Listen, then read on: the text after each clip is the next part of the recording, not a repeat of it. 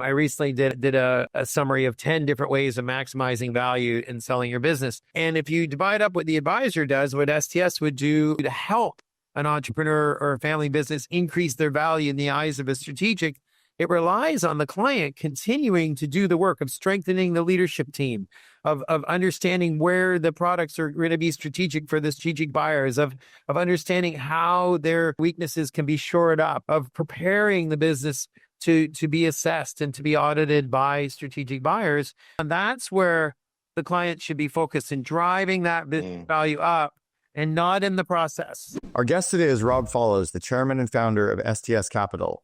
Rob is a deal maker, a visionary, and an extreme adventurer who's on a mission to help entrepreneurial business owners turn their success into significance. As the founder and chairman of STS, he's led or been involved in over 1,000 M&A transactions, driving over $100 billion in deal value. His passion is helping founders maximize their exits, creating life-changing wealth and billions in new philanthropic capital along the way. Beyond business, Rob's a leader in strategic philanthropy and a lifelong adventurer. He's one of the few to have climbed all 7 summits, including Everest. He's also the founding chairman of UltraBest Charitable Services, which empowers charities to scale their impact. With decades of experience and a global YPO network and a track record of creating extraordinary exits, Rob is the guy that entrepreneurs trust when it's time to sell and move on to their next big purpose. Rob Follows, nice to see you again. Cameron, it's always awesome to be with you and your team. You and I have been friends now for crazy 16 years. We met at the YPO Global Leadership Conference in Barcelona back, I think it was 2009, maybe a little later, maybe 2010-ish, but you've been a great friend. You helped me move to Barbados at one point. I spent time at your homes in Canada, up in Whistler and in Barbados, and spent time with your family and your kids. You're an amazing human being, but you also run an incredible business. I mean, STS Capital has been a partner of ours for years, and I've referred deals to you over the last 11, 12 years. Can you tell us what STS is? First of all, I want to say what an honor it is to be with you here and what an inspiration you are, Cameron Herold. And so thank you. And STS Capital Partners is a firm that I started, Cameron, when I sold my business for 27 times EBITDA, way back when I was selling my marketing services business. I'd grown and developed. At that point in time, free trade was coming along, and it was made really clear to me that if we didn't sell the business by the person leading the negotiations, he said, Rob, if you don't sell your business, you're going to get absolutely creamed by the people that are financing billions of inventory in your industry. So I tried to find somebody to represent us. I tried to find somebody, Cameron, that really understood what we did, which was a sophisticated fulfillment operation. And I couldn't find somebody that really was on the side of the entrepreneur. I couldn't find somebody that would really work to leverage what we had to maximize value. And so we did our best. We got, a fabulous outcome. It was 27 times EBITDA. But 2 years later, when I was sitting in the headquarters of Merritt's in St. Louis, Missouri, who'd bought us, and someone asked if I'd seen my file, I asked for the file, and Cameron, they would have paid 100 times EBITDA for my business, 100 times. Yes. And that is just an outrageous multiple, but that's because it has nothing to do with the multiples.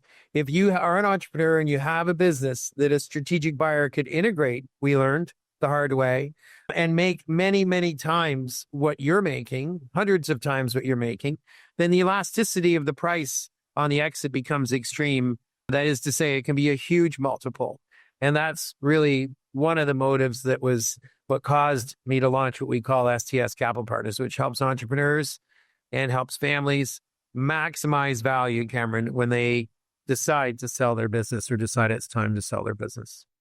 And kind of in layman's terms, part of what you talked about in maximizing that strategic value is the buyers often have some reasons for acquiring your company that the entrepreneur may not see. And that's what gives you the additional leverage on multiples versus selling as a percentage of, or, a multiple of revenue or multiple of profit. They see some other value. Can you speak to that? Yeah, exactly, Cameron. So I will compliment the private equity industry. They've done a fabulous job of convincing entrepreneurs and families that their businesses are a multiple of EBITDA. And you hear it now in different industries. My industry is 5-7 times EBITDA or 10 or 12 times.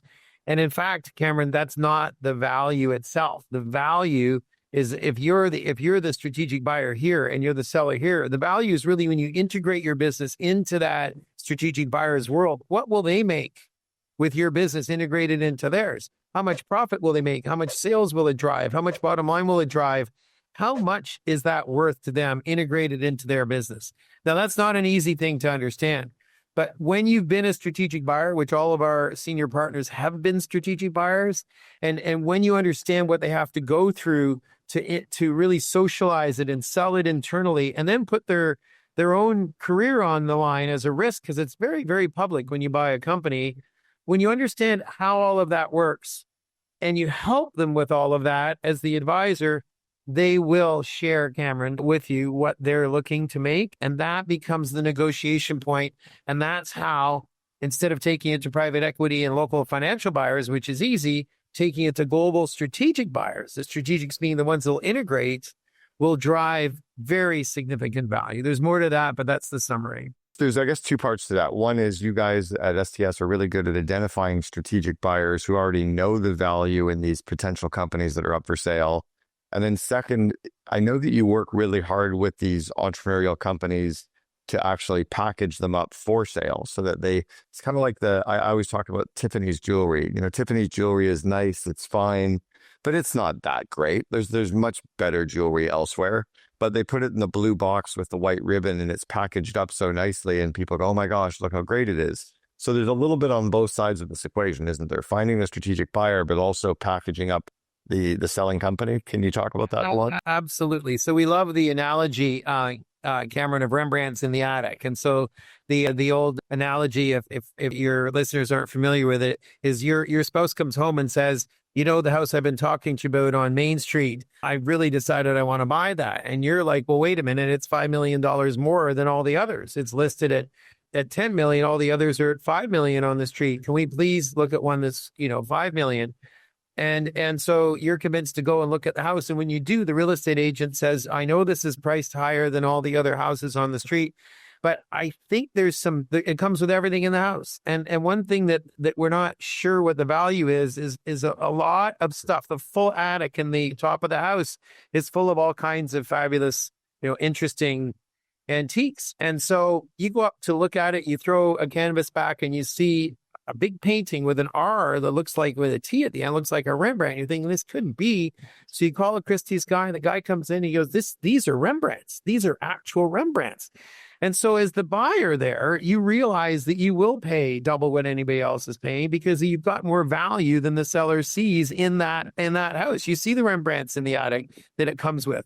And that analogy really applies to strategic buyers. So if a buyer is strategic, just to put it really simply, when they can make a lot more money than you currently do owning your business. So let's say you have intellectual property and you're saying, this is just how I operate my business, and I'm using this system, and it's a really unique system.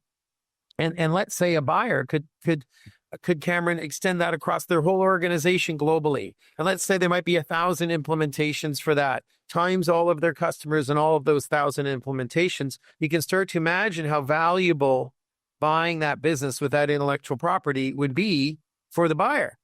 The job when you're selling your business is to understand what are those Rembrandts in your attic, and it's hard to see your own. You need a professional at home usually. And what will that be worth to a strategic buyer? And there's a whole other conversation I can extend on and getting on the radar of the strategics well in advance so that they can help inform that for you. But I think this kind of level of understanding and expertise that you and your team have globally, and you've got a pretty good global team, is why you found a good niche for your client types, right? You don't work with the $5 million company who's looking to exit. What's your sweet spot? What's kind of the zone that you look for? Our entire range. Yeah, thank you, Cameron. We're mid-market, so our entire range is 50 million to 5 billion. We'd love to be in the 100 million to $1 billion range, which is kind of the core. And the reason we can't do 20 million or $10 million deals or $5 million deals is because of our promise. Our brand promise is to sell to strategics. And if you're a strategic buyer, usually, unless it's a SaaS business or an intellectual property driven business that could plug in and leverage significantly, normally a business that size will not move the needle for a strategic buyer. And so we only act for the sellers But the way we get the maximum value is by getting them to move the needle for the strategic buyers. And that's why we need some substance and size. But I'd like to say something, if I could, about the $1 billion and up businesses. And is the 100, is that, because I'd written down 50 to 500, so it's good to know it's 50 to 5 billion. Yes. Is that 100, is the 100 million to 1 billion, is that revenue, or is that what an exit? It's enterprise value. And so value. Revenue is a nice guideline, but if it's in SaaS, of course, SaaS is much more valuable.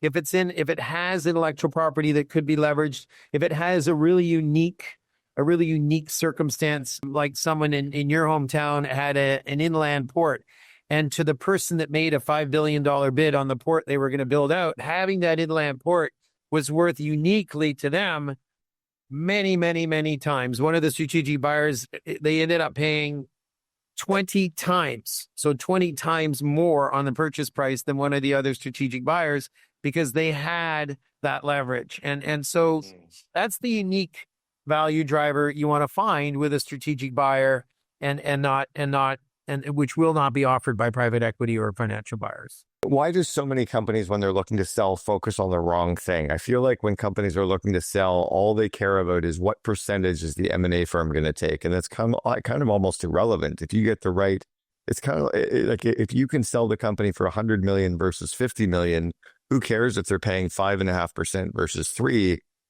The delta is like, do they just not understand the math? Are they too myopic? I think that the industry has done a really poor job of sharing with. So let me do this in the interest of the benefit of your listeners here, Cameron. So first of all, the industry has done a poor job of aligning interests. The old Lehman formula was a reduced percentage and that's what a lot of people might remember. If you had a $100 million deal, it would be a lower percentage in selling that deal if you got to 300 million. And so it was a disincentive for the hard work that goes into leveraging that value up. And so that's reversed in the last 20 years. And so now there are more and more advisors that are building a hockey stick curve of value, where you're starting here with the agreed value that, say, private equity will pay, and then moving that up as you both in percentages as the value goes up. So it's a win-win. And if that's explained clearly to entrepreneurs and families, and it's not about the investment bank, or in our case, the sell-side advisor making more money, it's about them creating more value in the work that they're driving, staying up all night, working to drive, leveraging their personal relationships, their focus to drive those competitors up and up and up and up in price. And it gets uncomfortable and it gets really stressful. But you can double the price in a circumstance where you're really leveraging. And so incenting the team, it's an incentive, Cameron, the way I see it. And the way I know many do, but many haven't had a chance to have that explained to them, that if you're at a baseline, you leave it at X percent, say it's 3% at the baseline, but if you can double that or triple that, then you want to double or triple perhaps the percentages, and so that everybody's aligned in maximization of value. And as you say, looking at it as the net proceeds is really the best way to consider it as a seller. I wish that real estate agents that worked on behalf of the sellers operated the same way, because they really don't. They just want to get the house sold and take their commission, and they don't really care. So you've got a seller, and they're going to start working with STS. What are the biggest things that the seller does that gets in their own way? Like, where do they end up hurting or sabotaging a deal? Well, sellers who, and we had one today, sellers who stop the work they're doing in driving their business value up and driving their EBITDA up and driving their new product design and their research up, that take their foot off of that pedal and come and get very, very, very involved in the process, are doing themselves a disservice. There are 10 or 15 or probably 20 ways. I recently did a summary of 10 different ways of maximizing value in selling your business. All of those are really the advisor's work.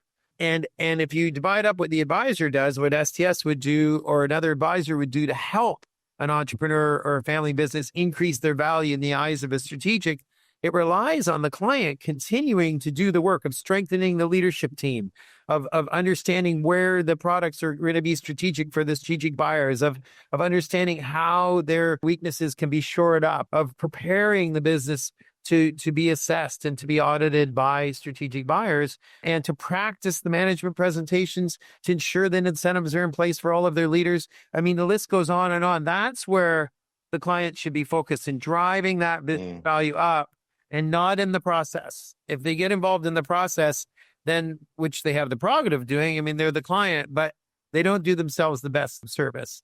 The other thing that entrepreneurs often do is buy into the Wall Street education. The Wall Street education is to service Wall Street leaders. All the analysts sit there, look up to the private equity leaders, the owners of large private equity firms and hedge fund owners. And they say, look, those guys, I'm in restaurants with them. They're looking across saying, look, there's Kravitz. He's worth X billions of dollars.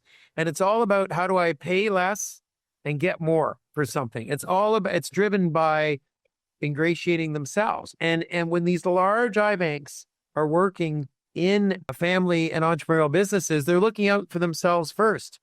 And that's a really big problem. And so if families and entrepreneurs would recognize that fully independent sell-side advisors or advisors that can help them are really the ones that they want to be working with, I think that would be helpful. There's a misunderstanding that going with private equity and going with traditional iBanks, like, we can name them all, right? Goldman Sachs and JP Morgan and Morgan Stanley. And I just spoke to somebody last night who had 10 of them in working with him.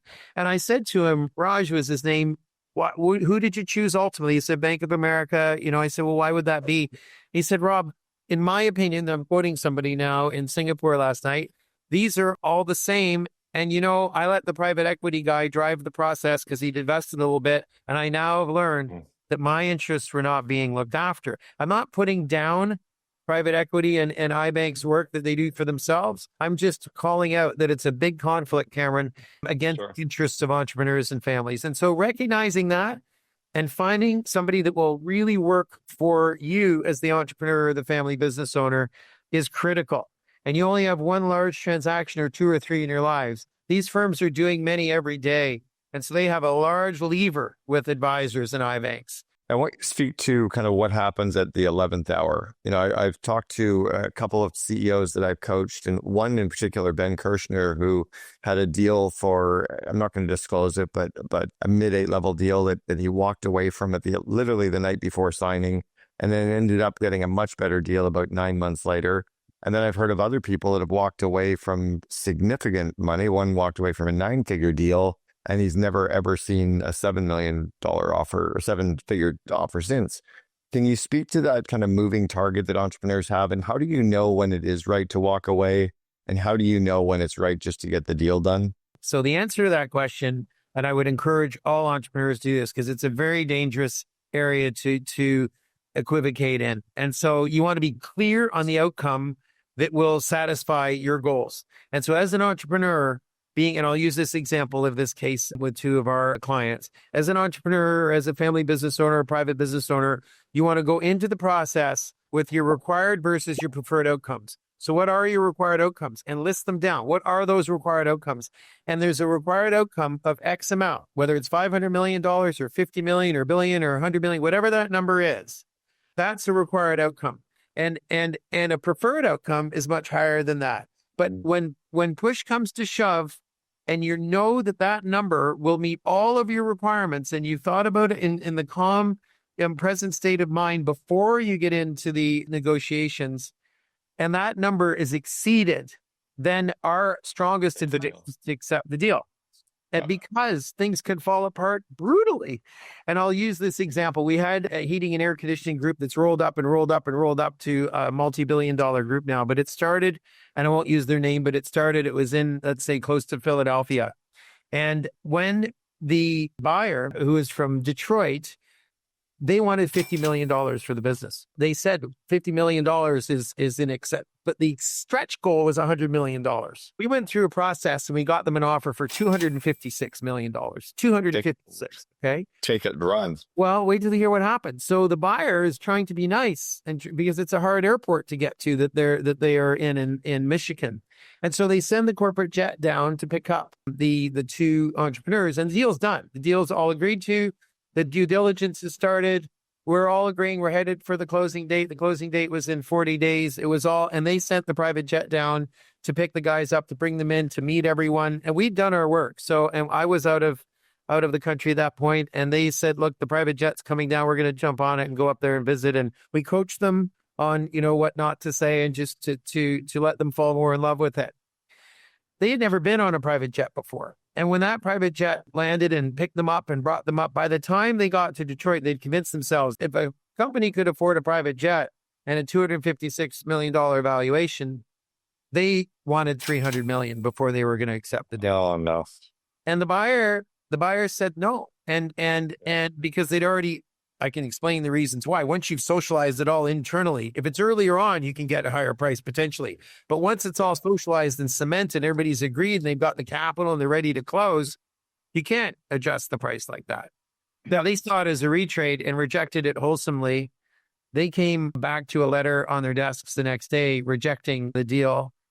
And they were in the heating and air conditioning business. It was the hottest Christmas. People were playing golf at Christmas out in New York that year on the golf courses. There was no snow. And so they didn't sell any furnaces. Their business tanked. And it took us 4 years to get a $250 million offer at a 30% higher valuation in 4 years of their lives. I saw one in Vancouver where he had a $117 million offer, and 6 months later he was out of business because he said no. I've got to ask you two more questions before we wrap up, and they're related, but they're not related. I think you set a world record, as I understood, of 67 times revenue, some crazy valuation you got for a company, but that's not the hardest thing you've ever done. You've been to the top of Mount Everest, and you've been to the top of the tallest mountain on every single continent. Is that true? That is true, yes. And in fact, we became one of the first amateur couples to climb the 7 summits. And so I'm writing a book about that now, What is Your Everest? And encouraging people to set really big stretch goals. If an ordinary guy like me from the suburbs can become one of the first amateur couples to climb the 7 summits, what is your Everest? What's your next big stretch goal? You also do speaking. I think there's groups of entrepreneurs, YPOers, other groups of entrepreneurs hire you to speak. Is that right? Yes, I do. I do 2 speeches together. The keynote on What is Your Everest, setting big life planning goals and living your life to the fullest. I do the 7 summits that if I have the hour, I do the 7 summits and then the 7 life planning processes, and then a breakout in the afternoon. And the breakout in the afternoon is on 10 ways of maximizing value in the sale of your business. Awesome. Well, Rob Follows, the chairman and founder of STS Capital Partners. Thanks so much for sharing with us. Really appreciate the time today.